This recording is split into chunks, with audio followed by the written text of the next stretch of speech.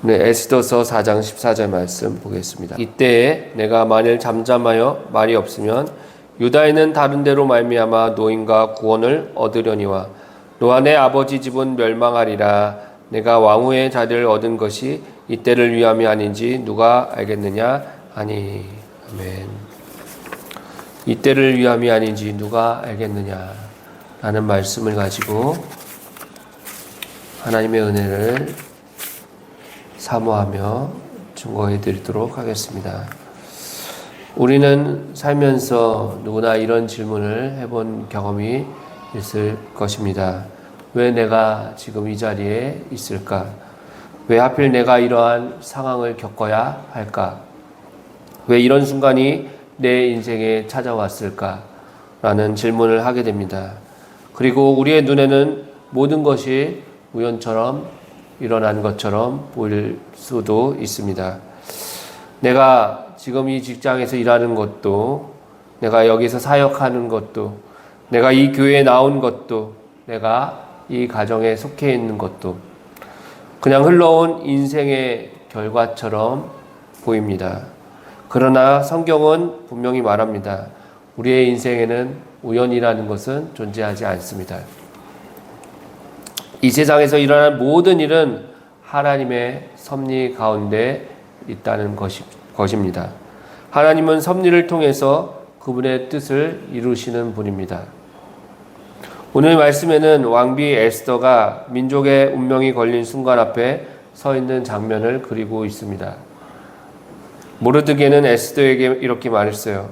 내가 왕후의 자리를 얻은 것이 이때를 위함이 아닌지 누가 알겠느냐.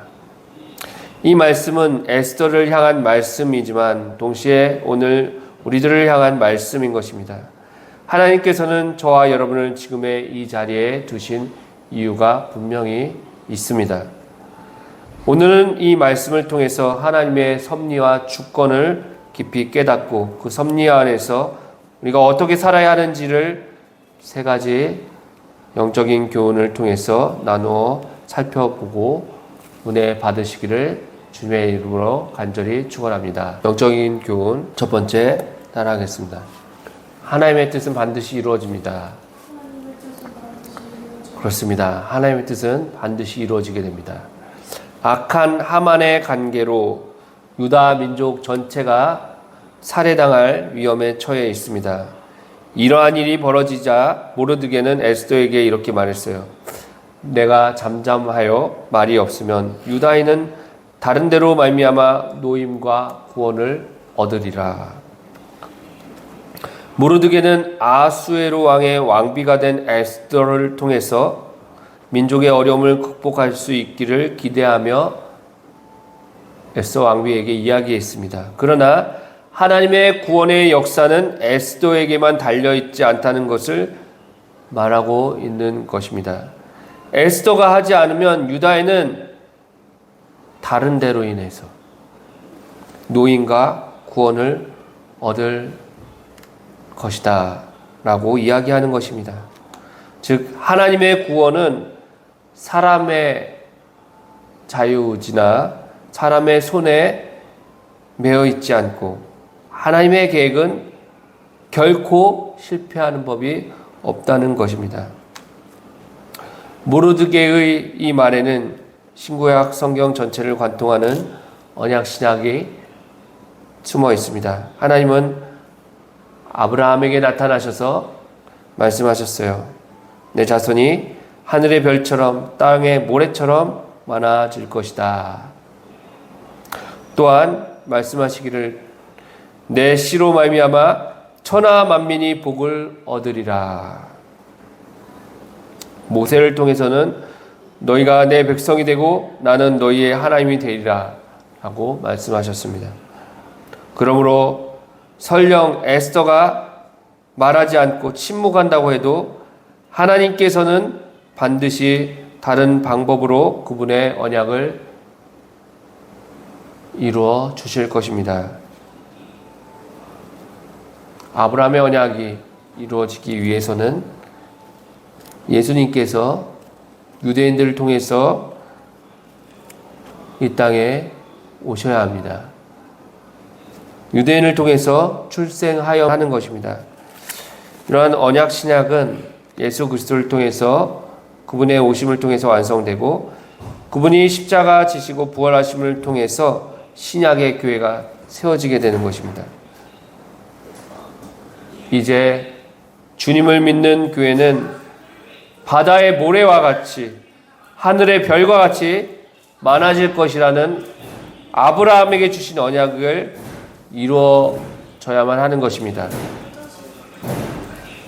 예수님을 통해서 수많은 사람들이 구원받게 되고 복을 얻게 될 것입니다. 교회의 역사를 보시기 바랍니다. 초대교회 성도들은 로마 제국의 핍박을 받았고 교회는 완전히 멸절될 것처럼 보였습니다. 네로 황제는 기독교인들을 원형 경기장에 끌어다가 사자의 밥으로 던지고 불태워서 로마 정원의 횃불로 삼았어요. 사람들은 이제 교회가 끝났다고 생각했습니다. 그러나 결과는 정반대였습니다. 교부 터툴리안이 순교자의 피는 교회의 씨앗이다라고 말한 것처럼 하나님의 주권은 인간의 폭력과 권세를 뛰어넘어서 오히려 교회를 더욱 강하게 세워가셨습니다. 지금 북한에 지하교회가 존재하느냐 존재하지 않느냐 이런 말이 있습니다. 왜냐하면 공산 정권과 독재 아래서 기독교를 핍박하는 가운데 어떻게 교회가 살아남을 수 있겠느냐라는 사람들의 이야기죠. 하지만 분명히 하나님께서는 북한 땅에 어려움 속에서도 지하교회를 남겨놓으신 것을 믿으시기 바랍니다. 위해서 기도하시기 바랍니다. 우리의 민족의 역사 속에서 같은 일을 볼 수가 있습니다. 일제강점기 때 신사참배를 거부하며 교회를 지킨 성도들이 있었어요. 많은 목사님과 장로님들이 감옥에 끌려가서 고문을 당했지만 그들의 믿음의 순종은 한국교회를 지켜냈습니다. 세상은 교회를 짓밟으려고 했지만 하나님의 뜻은 꺾이지 않았고 그것은 반드시 이루어졌다는 것입니다. 사랑하는 여러분, 지금 우리의 삶 속에서도 마찬가지입니다. 가정에서 예기치 못한 문제를 만날 때, 직장에서 억울한 일을 당할 때, 사회가 혼란스러워져서 앞날이 불안할 때에도 하나님은 여전히 살아계시고 역사하고 계신다는 것입니다. 우리는 쉽게 낙심합니다. 그러나 기억하십시오. 하나님의 뜻은 반드시 이루어집니다. 우리가 보기에 모든 것이 막힌 것 같아도 하나님은 모든 막힌 문 가운데서도 그 문을 여시는 분이 하나님이십니다. 하나님은 반드시 길을 내어주십니다. 우리가 보기에 실패한 것 같아도 하나님은 그것을 사용해서 더 큰 선을 이루어내시는 것입니다. 그러므로 우리는 어떤 상황에서도 흔들리지 말아야 합니다. 내가 넘어질지라도 하나님의 역사는 멈추지 않는 거예요. 내가 잠잠해도 하나님은 그분의 뜻을 이루시는 것입니다. 내가 전도하지 않아도 하나님은 얼마든지 다른 사람을 통해서 영혼 구원의 역사를 이루실 것입니다. 그러나 하나님은 나를 하나님의 그 구원의 역사에 동참하게 되기를 간절히 바라고 계신다는 것이에요.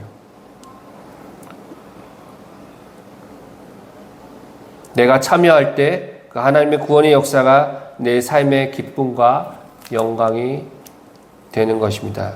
그러므로 여러분, 주님의 주권을 신뢰하시기 바랍니다. 지금 눈앞에 보이는 현실이 아무리 불안하고 어려워 보여도 하나님은 반드시 선을 이루실 것입니다. 여러분의 가정과 일터와 교회를 하나님께서 붙들고 계십니다. 그러므로 낙심하지 맙시다. 두려움에 묶이지 맙시다. 하나님의 뜻이 반드시 이루어진다는 확신 가운데 소망을 가지고 살아가시기를 주님의 이름으로 간절히 축원합니다. 영적인 교훈 두 번째 따라합시다. 내가 서 있는 자리는 하나님의 섭리 가운데 있습니다. 모르드게가 에스더에게 이렇게 말했습니다. 내가 왕후의 자리를 얻은 것이 이때를 위함이 아닌지, 에스더가 왕비가 된 것은 단순한 미모가 뛰어났으나 우연 때문에 그렇게 된 것이 아닙니다. 하나님께서 백성을 구원하시기 위해서 에스더 왕비를 그 자리에 세우신 것입니다. 저와 여러분이 지금 서 있는 이 자리도 마찬가지입니다. 가정에서의 나의 자리, 직장에서의 나의 자리, 교회 안에서의 자리, 심지어 삶의 작은 자리까지도 모두 하나님의 섭리 안에 있다는 것을 믿으시기 바랍니다. 우리는 종종 왜 내가 이런 역할을 맡아야 하는가? 왜 하필 내가 이런 자리를 감당해야 하는가라고 묻습니다. 하나님은 말씀하십니다. 네가 지금 그 자리에 있는 것은 바로 이때를 위함이다. 성경 속에서도 수많은 인물들이 자기가 서 있는 그 자리를 섭리 가운데 있다고 확신했습니다. 요셉은 형들에게 팔려서 이집트 노예로 갔지만 결국 총리가 되어서 가족을 구했고 이집트와 또 자기 민족, 그 고대 근동의 많은 나라를 살리는 것을 우리가 성경 속에서 보았습니다. 다니엘은 포로로 끌려갔지만 바벨론 궁정에서 하나님의 지혜를 드러내는 하나님의 영광의 도구로 사용받았습니다. 느헤미야는 페르시아 왕의 술 맡은 관원이었지만 하나님께서는 그 자리를 사용해서 예루살렘 성벽을 재건할 수 있도록 하셨습니다. 이 세상에 일어나는 모든 일들이 우연처럼 보일 수 있습니다. 하지만 그것은 하나님의 섭리요, 하나님의 계획 가운데 있다는 것을 믿으시기 바랍니다. 한국교회 역사에서 같은 일이 있었습니다. 1885년 언더우드와 아펜젤러 선교사가 조선 땅에 도착했어요. 나라의 문은 굳게 닫혀 있었고 조선의 미래는 불투명했습니다. 그러나 그들은 무릎을 꿇고 이렇게 기도하기를, 주여, 지금은 아무것도 보이지 않습니다. 그러나 주께서 하실 일을 믿습니다. 그들의 눈물의 기도와 헌신이 한국교회의 씨앗이 되었고 오늘 우리가 복음의 열매를 누리게 된 것입니다. 우리에게도 마찬가지입니다. 주님, 지금은 아무것도 보이지 않고 미래 우리 교회의 모습이 어떨지, 하나님 정말 어려운 가운데 있지만 주님께서 역사하실 줄 믿습니다. 주님께서 하실 일을 믿습니다. 이렇게 믿고 믿음으로 나아가시길 바랍니다. 저와 여러분의 자리도 마찬가지입니다. 가정에서 부모로, 자녀로, 배우자로 서 있는 자리, 내가 다니는 직장에서 정직을 지키면서 묵묵하게 일하는 자리, 교회에서 드러나지 않게 봉사하는 자리, 모두 하나님의 섭리 가운데 있습니다. 지금은 힘들고 이해되지 않아도 바로 그 자리를 통해서 하나님께서는 그분의 뜻을 반드시 이루실 것을 믿고 순종하시기 바랍니다. 사랑하는 여러분, 지금 있는 자리를 가볍게 여기지 말고 불평하거나 회피하지 맙시다. 하나님께서 주신 이 자리를 하나님께서 주신 섭리로, 하나님이 주신 섭리로 믿고 감사와 순종으로 받아들이시기 바랍니다. 하나님은 저와 여러분의 작은 자리를 통해서 큰 일을 이루실 것입니다. 저와 여러분을 통해서 가정을 살리고 직장에서도 주님의 증인이 되게 하실 것이며 교회를 든든히 세우는데 사용하실 것입니다. 이러한 하나님의 섭리를 믿고 내게 맡겨주신 자리에서 최선을 다하는 저와 여러분 되시기를 주님의 이름으로 축원합니다. 이건 세 번째 마지막입니다. 따라합시다. 지금이 바로 결단할 때입니다. 모르드게의 말을 들은 에스더는 마침내 결단하였습니다. 뭐라고 말했습니까? 그 유명한 에스더의 말 한마디. 죽으면 죽을 것입니다. 그는 자신의 목숨을 하나님의 손에 맡기고 왕 앞에 나아가기로 했습니다. 중요한 것은 이러한 결단이 단순한 용기가 아니라 금식과 기도를 통해서 내려진 믿음의 결단이었다는 것입니다. 그는 모든 유다인에게 자신을 위해 금식해달라고 부탁했고 자신도 시녀들과 함께 금식하며 하나님께 나아갔습니다. 공동체의 기도와 하나님의 은혜 가운데 그는 죽음을 넘어서는 결단을 내릴 수가 있었습니다. 한국전쟁 당시에 충청도의 한 교회에 공산당이 들이닥쳐서 성도들을 다 끌어내렸습니다. 예수를 부인하면 살려주겠다는 것입니다. 그러나 한 목사님이 이렇게 대답했다고 합니다. 나는 주님을 부인할 수가 없습니다. 죽으면 죽으리라. 그는 결국 순교했습니다. 그러나 그의 결단은 교회의 신앙을 지켰고 후대 성도들에게 살아있는 증거가 되었다는 것입니다. 사랑하는 여러분, 우리에게도 결단해야 할 순간들이 있습니다. 불의를 보면서 침묵하며 잠잠히 있을 것인가? 아니면 정직을 드러낼 것인가? 선택해야 할 때가 있습니다. 편안함 가운데 숨을 것인지 아니면 복음을 전파하며 어려움이 오더라도 박해가 올지라도 주님과 함께 복음을 위해서 살 것인가? 가족을 위해서 무릎을 꿇어 기도할 것인가? 아니면 바쁘다는 핑계로 기도를 미룰 것인지 선택해야 할 때가 있습니다. 그 순간은 다시 오지 않을 수도 있습니다. 하나님은 지금 우리에게도 묻습니다. 너는 이때를 위하여 내가 세운 자리에 결단하겠느냐? 너는 이때를 위하여 내가 세운 자리에서 결단하겠느냐? 에스더의 결단은 민족 전체를 살렸습니다. 우리의 작은 결단도 가정을 살리고 교회를 세우며 하나님의 나라를 확장합니다. 우리의 선택 하나가 자녀의 미래를 바꾸고 우리의 작은 용기가 이웃의 영혼을 살리는 것입니다. 우리가 결단하는 것은 두렵고 어려운 일이지만 하나님께서는 그 결단을 통해서 놀라운 일을 이루십니다. 그러므로 사랑하는 여러분, 지금이 결단할 때입니다. 주저하지 맙시다. 하나님의 부르심 앞에 담대하게 순종합시다. 저와 여러분의 그 결단이 가정을 살리고 교회를 든든히 세우며 하나님의 나라를 확장하게 되기를 주님의 이름으로 간절히 축원합니다. 결론입니다. 모르드게의 말은 에스더에게만 주어진 것이 아닙니다. 오늘 우리 모두에게 주어진 말씀입니다. 내가 이때를 위하여 이 자리에 있는 것이 아닌지 누가 알겠느냐. 오늘 우리는 세 가지를 붙잡아야 합니다.